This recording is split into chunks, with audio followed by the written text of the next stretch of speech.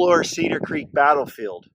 We're standing just a few hundred yards behind the Valley Pike. You can see the cars in front of us on the road. That is the Valley Pike, modern day Route 11.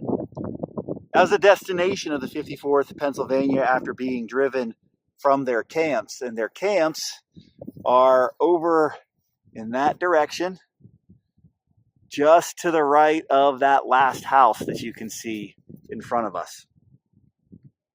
During the retreat towards the Valley Pike, the terrain scattered the 54th Pennsylvania to such an extent it would have been difficult to find three together. Men made their way from the advancing Confederates by themselves, in pairs, or in small squads, with any semblance of military order. Corporal Frederick Dysart managed to save the 54th Pennsylvania's colors, but the sudden defeat left him feeling depressed. Northwest of Middletown, Corporal Dysart found Corporal David R. Bryan from Company A. Realizing the political magnitude of the battle, Corporal Dysart said, "Let us rally the regiment here, right around our colors, because if we are beat, Lincoln will not be re-elected." Gradually, men fell in around their colors, and Corporal Dysart.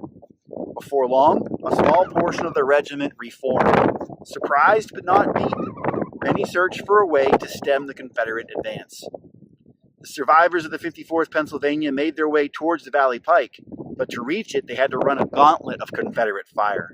Captain Cedar looked around and saw the brigade commander, the captain of my regiment, an artillery officer, and my acting adjutant, Joseph Peck.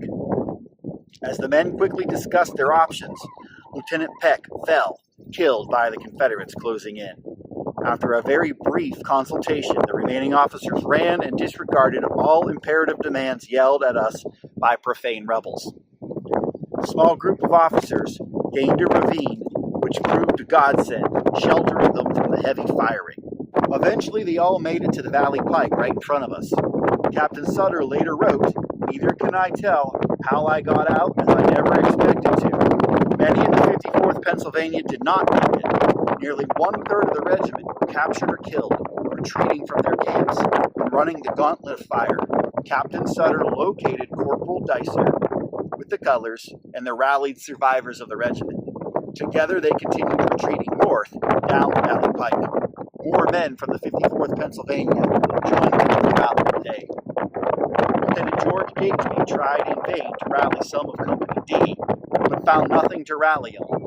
Eventually, he managed to rally a portion of his company behind a thin skirmish line. Once they reformed, Lieutenant Gageby recalled they rejoined all there was of my regiment. It would take time and a lot of effort to organize the divisions again. Most of Colonel Hayes's men made their way north towards Army headquarters at Belle Grove, which is just behind us here.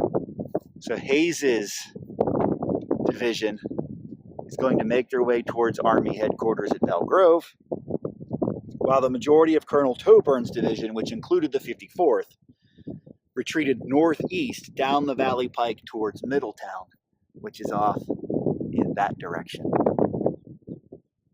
Thank you for watching this episode of In the Footsteps of the 54th.